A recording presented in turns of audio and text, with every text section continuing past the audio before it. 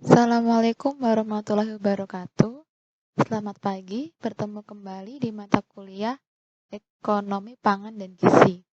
Pada pagi hari ini, kita akan belajar tentang pangan dan gizi sebagai indikator kemiskinan di suatu wilayah. Jadi sebenarnya apa sih kemiskinan itu? Jadi kemiskinan itu adalah suatu kondisi di mana seseorang atau sekelompok orang tidak mampu memenuhi hak-hak dasarnya untuk mempertahankan dan mengembangkan kehidupan yang bermartabat. Jadi definisinya ini masih sangat luas sehingga menunjukkan bahwa kemiskinan merupakan masalah yang multidimensional. Nah, sedangkan definisi dan konsep kemiskinan menurut Bappenas tahun 2004 adalah kondisi di mana seseorang atau sekelompok orang baik laki-laki maupun perempuan tidak mampu memenuhi hak-hak dasarnya untuk mempertahankan dan mengembangkan kehidupan yang bermartabat. Hak-hak dasar tersebut antara lain misalnya hak untuk kebutuhan pangannya, jadi hak yang paling dasar, kemudian kesehatannya, kemudian pendidikan yang layak misalnya, kemudian kesempatan untuk mendapatkan pekerjaan, kemudian bisa juga dari tempat tinggal atau perumahan, akses ke air bersih, pertanahan, sumber daya alam, dan lingkungan hidup, serta yang terakhir adalah rasa aman dari perlakuan atau ancaman, tindak kekerasan, dan hak-hak untuk berpartisipasi dalam kehidupan sosial dan politik. Nah, pada dasarnya, konsep kemiskinan ini dikaitkan dengan perkiraan tingkat pendapatan dan kebutuhan, di mana bila perkiraan kebutuhan hanya dibatasi pada kebutuhan pokok atau mungkin kebutuhan dasarnya, sehingga orang itu mungkin dapat hidup secara layak. Tetapi bila tingkat pendapatannya ini tidak dapat mencapai kebutuhan minimumnya dia, maka orang atau keluarga tersebut dapat dikatakan sebagai miskin. Ini berarti diperlukan suatu tingkat pendapatan minimum sehingga memungkinkan orang atau keluarga tersebut memperoleh kebutuhan dasarnya, jadi kebutuhan primer atau kebutuhan pokoknya. Jadi dapat dikatakan bahwa kemiskinan itu dapat diukur dengan memperbandingkan tingkat pendapatan orang atau keluarga tersebut dengan tingkat pendapatan yang dibutuhkan untuk memperoleh kebutuhan dasar minimum. Dengan demikian, tingkat pendapatan minimum akan merupakan pembatas antara keadaan miskin dan tidak miskin, atau biasa disebut sebagai garis kemiskinan. Nah, konsep ini disebut sebagai kemiskinan mutlak atau kemiskinan absolut. Nah, sebaliknya ada beberapa pendapat yang mengatakan bahwa walaupun pendapatan ini sudah mampu mencapai kebutuhan dasar minimum, tapi masih sangat jauh atau lebih rendah dibandingkan dengan keadaan masyarakat di sekitarnya. Maka orang atau keluarga tersebut masih berada di bawah garis kemiskinan. Hal ini mungkin terjadi karena kadang-kadang kemiskinan ini lebih banyak ditentukan oleh keadaan lingkungan kebudayaan sekitarnya daripada lingkungan orang atau keluarga yang bersangkutan. Nah, konsep ini disebut sebagai konsep kemiskinan relatif. Perbedaannya adalah kemiskinan absolut itu diukurnya terlebih dahulu dengan angka-angka nyata atau garis kemiskinan dan atau indikator kriteria yang digunakan. Sementara pada kemiskinan relatif ini, maka kategori kemiskinan ini ditentukan berdasarkan perbandingan relatif berdasarkan tingkat kesejahteraan di lingkungan tersebut atau antar penduduknya.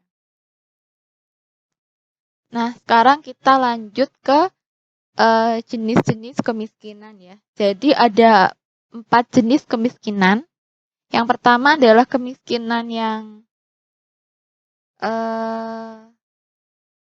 absolut ya, merupakan suatu kondisi kemiskinan yang terjadi karena dari awalnya memang masyarakat atau keluarganya atau orang tersebut sudah miskin. Jadi kelompok masyarakat tersebut ini sudah miskin karena tidak memiliki sumber daya yang memadai, baik dari sumber daya alamnya, sumber daya manusianya, maupun dari sumber daya pembangunannya. Ataupun kalau misalnya mereka ini ikut serta dalam pembangunan, mereka mungkin hanya mendapatkan imbalan pendapatan yang rendah. Jadi sejak awal maka keluarga ini memang berada di bawah garis kemiskinan. Nah, yang kedua adalah kemiskinan natural, adalah kemiskinan yang disebabkan oleh faktor-faktor alamiah seperti karena cacat, kemudian sakit, usia lanjut, atau karena bencana alam.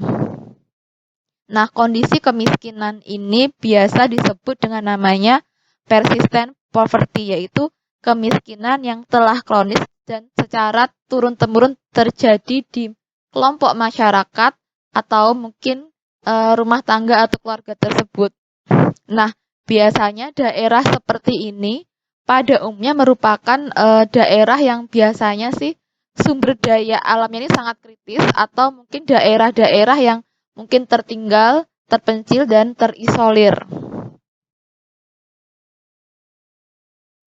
Yang ketiga adalah kemiskinan kultural, merupakan suatu kondisi kemiskinan yang terjadi karena culture atau budaya atau mungkin adat istiadatnya yang dianut oleh kelompok masyarakat. Nah, kemiskinan kultural ini mengacu pada sikap hidup seseorang atau mungkin jadi kelompok masyarakat karena gaya hidupnya, mungkin kebiasaan hidupnya, dan budaya di mana mereka ini sudah merasa hidupnya itu berkecukupan dan tidak merasa kekurangan. Nah, biasanya kelompok-kelompok masyarakat yang seperti ini tidak mudah untuk diajak berpartisipasi dan mengubah tingkat kehidupannya. Akibatnya, tingkat pendapatan biasanya cenderung rendah, kemudian ukuran kekayaannya pun berbeda dengan ukuran tingkat kekayaan pada umumnya. Nah, biasanya kemiskinan kultural ini mungkin bisa terjadi di suku-suku pedalaman di Papua atau mungkin masih ada di Kalimantan. Jadi yang memang mereka ini hidup mungkin hanya untuk berburu, kemudian hanya untuk mencari makan. Jadi mereka dikatakan kaya tidak harus mempunyai barang-barang tersier. Jadi mereka dengan hanya cukup makan, kemudian punya banyak ternak, itu sudah dikatakan kaya di suku atau kelompok adat istiadat pada orang tersebut atau kelompok masyarakat tersebut. Yang keempat adalah kemiskinan struktural, adalah kemiskinan yang disebabkan oleh faktor-faktor buatan manusia. Jadi misalnya, bisa jadi kebijakan ekonomi yang tidak adil, kemudian distribusi aset yang tidak merata, kemudian mungkin produksi yang tidak merata, kemudian adanya korupsi dan kolusi, serta mungkin adanya perubahan kebijakan ekonomi di dunia ini akan cenderung menguntungkan suatu kelompok masyarakat tertentu. Jadi kebijakan-kebijakan di tingkat pemerintahan, baik dari pemerintah kabupaten sampai provinsi sampai ke tingkat kementerian, itu akan mempengaruhi kemiskinan di suatu daerah.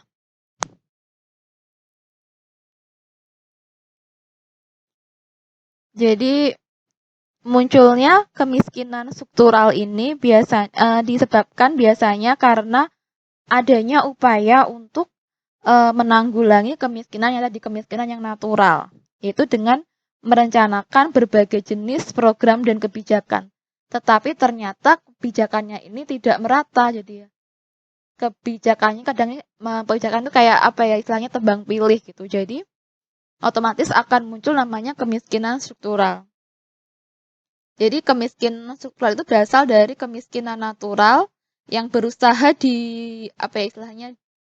pemerintah berusaha untuk menanggulanginya, namun karena pelaksanaannya tidak seimbang, maka pemilikan sumber daya tidak merata sehingga tidak mempunyai kesempatan yang sama untuk mendapatkan pekerjaan dan kehidupan yang layak. Nah, biasanya faktor penyebab kemiskinan ini adalah dari pendapatan yang rendah, kemudian jumlah tanggungan keluarga, pekerjaan yang lain, dan tingkat pendidikan yang biasanya cenderung rendah. Merupakan salah satu karakteristik dari keluarga miskin yang berhubungan dengan kemiskinan di masyarakat.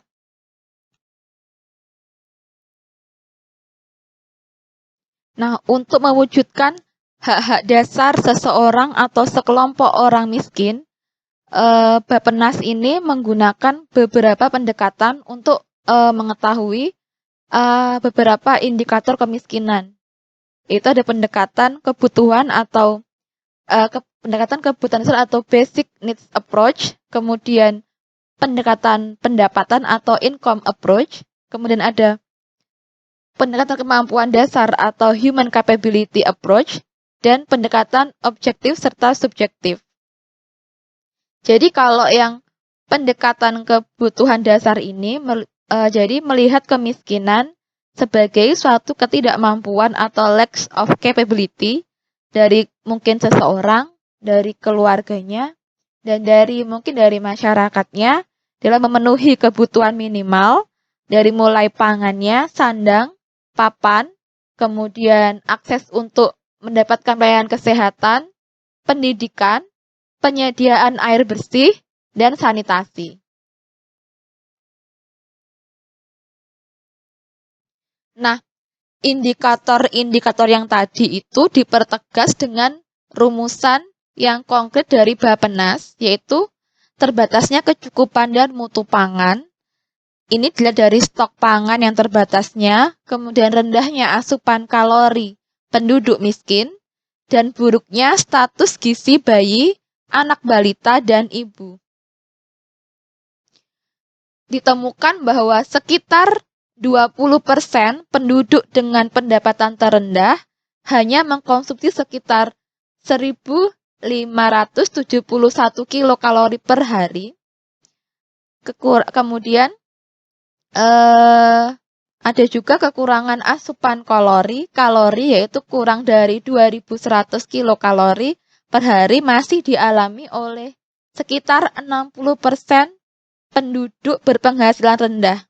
Jadi dari penjelasan sebelumnya dapat kita simpulkan bahwa salah satu indikator utama kemiskinan adalah terbatasnya kecukupan dan mutu pangan di suatu wilayah.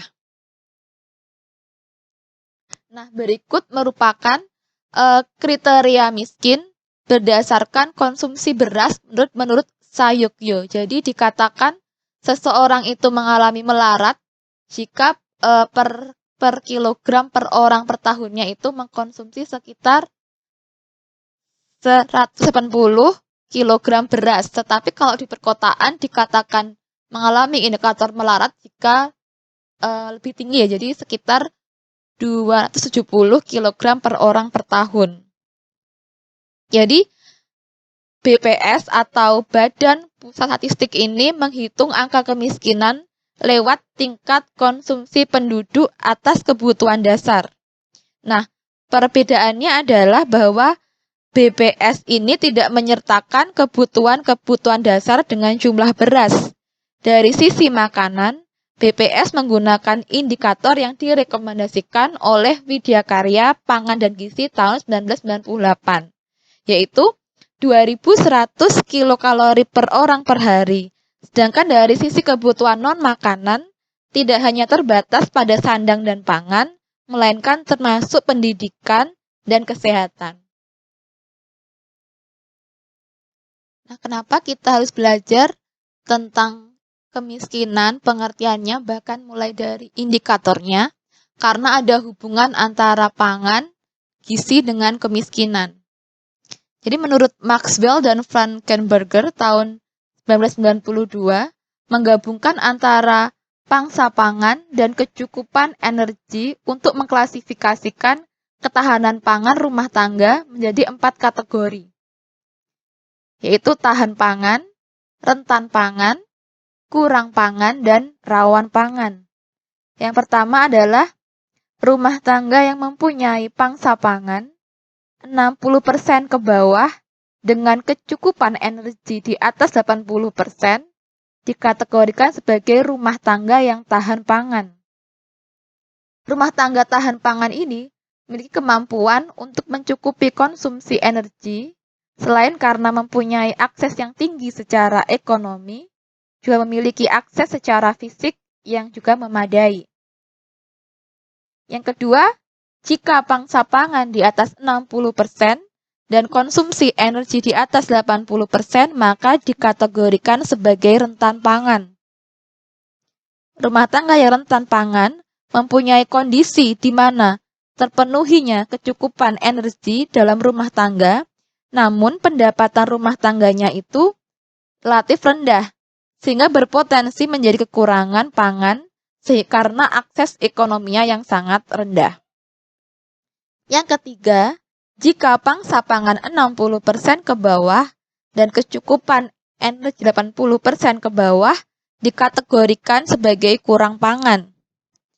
Rumah tangga dengan kondisi kurang pangan mempunyai akses secara ekonomi tetapi mempunyai akses yang rendah secara fisik terhadap pangan. Yang keempat adalah rumah tangga yang mempunyai pangsa pangan di atas 60% dengan kecukupan energi kurang 80%, kemudian dikategorikan sebagai rumah tangga yang rawan pangan. Biasanya, rumah tangga dengan rawan pangan ini mempunyai akses yang rendah terhadap pangan, baik secara fisiknya maupun secara ekonominya. Nah, sekian untuk materi pada pagi hari ini. Silakan dipantau untuk Google Classroom-nya. Nanti jam 10 pagi akan saya adakan kuis menggunakan link di Google Classroom. Jadi silakan dipantau Google Classroom-nya. Selamat pagi. Wassalamualaikum warahmatullahi wabarakatuh.